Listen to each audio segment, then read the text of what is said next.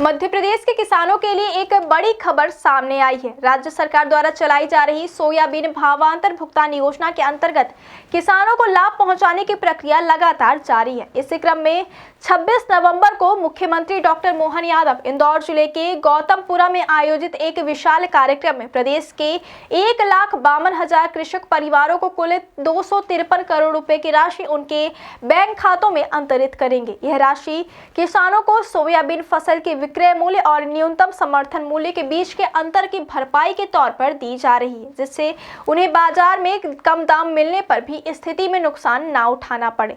गौतमपुरा में होने वाला यह आयोजन किसान हितैषी नीतियों को मजबूत करने का एक और महत्वपूर्ण कदम माना जा रहा है। कार्यक्रम में राज्य के विभिन्न जिलों के 10,000 से अधिक किसान शामिल होने की संभावना है।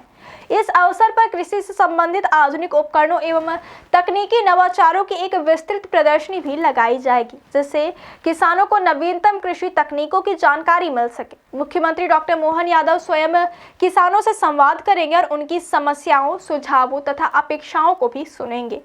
इससे पहले भी राज्य सरकार किसानों को आर्थिक सुरक्षा प्रदान करने के लिए सक्रिय रही है। हाल ही में 13 नवंबर को मुख्यमंत्री यादव ने देवास जिले से 1.33 लाख किसानों के खातों में कुल 233 करोड़ रुपए की भावांतर राशि अंतरित की थी। उनका कहना है कि सरकार का उद्देश्य केवल राहत देना नहीं, बल्कि किसानों के आत्मविश्वास को बढ़ावा और उन्हें बेहतर उत्पादन एवं उचित मूल्य सुनिश्चित करना है। सोयाबीन सहित अन्य फसलों के लिए सरकार ने भावांतर भुगतान योजना को इसलिए लागू किया ताकि एमएसपी में कम कीमत मिलने की स्थिति में किसान आर्थिक नुकसान से बच सकें। योजना के अंतर्गत राज्य सरकार द्वारा यह सुनिश्चित किया जा रहा है कि किसानों को फसल का वास्तविक मूल्य मिले। वर्ष 2024-25 के लिए सोयाबीन का न्यूनतम समर्थन मूल्य 5,328 रुपए प्रति क्विंटल तय किया गया है। यदि बाजार में सोयाबीन की कीमत इससे नीचे रहती है तो सरकार फसल विक्रय मूल्य और एमएसपी के बीच का अंतर सीधे किसान के खाते में जमा कर देती है। इससे किसान बाजार के अनिश्चितताओं से काफी हद तक सुरक्षित हो सकते हैं। इस योजना के अंतर्गत इस वर्ष 3 से 17 अक्टूबर तक किसानों को पंजीयन कराया गया था। इस प्रक्रिया में प्रदेश के 9.36 लाख से अधिक किसानों ने अपने पंजीयन करवाए, जो कि इस योजना में किसानों की बढ़ती रुचि और भरोसे को दर्शाता है। पंजीयन आंकड़ों के मुताबिक 7 जिले उज्जैन, राजगढ़, शाजापुर, देवास, सीहोर, विदिशा और सागर ऐसे हैं जहां 50,000 से अधिक किसानों ने इस योजना में हिस्सा लिया। इसके अतिरिक्त 21 जिलों से 10-10 हजार से अधिक किसानों ने भी पंजीयन कराया है, जिससे यह ज्ञात होता है कि प्रदेश के अधिकांश क्षेत्र के किसान इस योजना से लाभान्वित हो रहे हैं। सोयाबीन के बाजार मूल्यों में प्रतिदिन परिवर्तन होता है, इसलिए सरकार ने भावांतर राशि की गणना के लिए मॉडल रेट जारी किए हैं।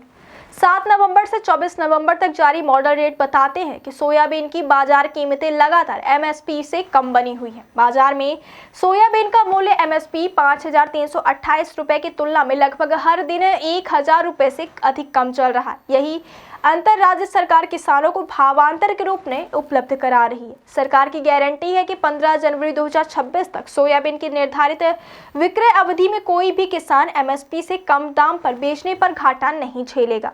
राज्य सरकार द्वारा लगातार दी जा रही आर्थिक सहायता और योजनाओं से किसान समुदाय के मनोबल को काफी बढ़ावा मिला है। भावांतर भुगतान योजना किसानों को न केवल आर्थिक मजबूती देती है, बल्कि उन्हें यह भरोसा भी दिलाती है कि उनकी फसल का मूल्य कभी कम नहीं होगा।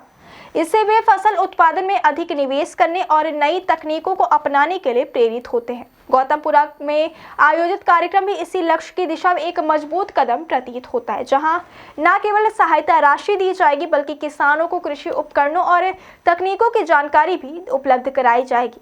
ऐसे आयोजन किसान सरकार संवाद को और अधिक सशक्त करते हैं और नीति निर्माण में भी किसानों की वास्तविक जरूरतों को शामिल करने में मदद करते हैं।